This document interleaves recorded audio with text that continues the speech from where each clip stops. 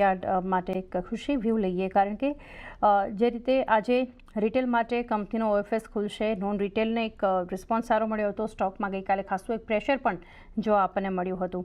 કઈ રીતે કોચિન શિપયાર્ડને આપ જોઈ રહ્યા છો?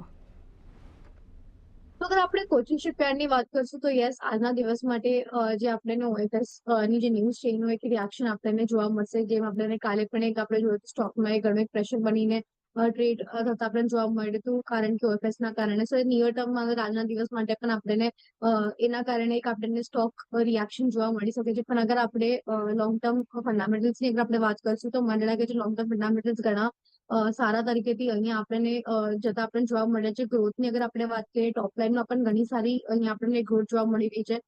સાથે માર્જિન્સમાં પણ અગર આપણે જોશું તો માર્જિન્સ પણ ઘણા સારા તરીકેથી અહીંયાથી આપણને એક્સપેન્ડ થતા પણ જોવા મળી રહ્યા છે.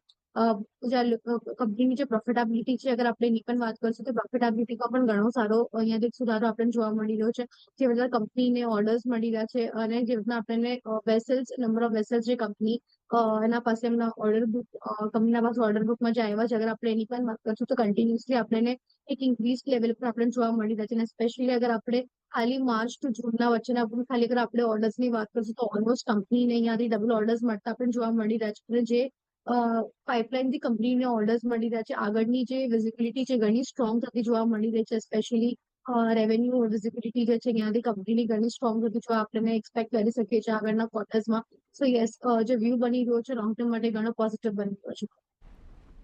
લોંગ ટર્મ વ્યૂ ઘણો પોઝિટિવ કોચિન શિપયાર્ડ પર બનતો જોઈ રહ્યા છો. આજે ગઈકાલના ઘટાડા બાદ એક સ્ટોક રિએક્શન પર ફોકસ રાખીશું. એ સાથે સમય થયો છે